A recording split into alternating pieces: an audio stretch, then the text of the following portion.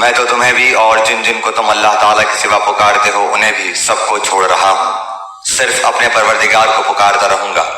مجھے یقین ہے کہ میں اپنے پروردگار سے دعا مانگ کر محروم نہ رہوں گا۔ یہ جب افسر ایمان والا ہوگا، کتنا بڑا افسر بن جائے، اس میں تواضع آئے گی، اس میں عاجزی آئے گی، اس میں نرمی آئے گی، اکڑ نہیں آئے گی۔ اگر اکڑ آ رہی ہے، کچا اسلام، نام کا مسلمان۔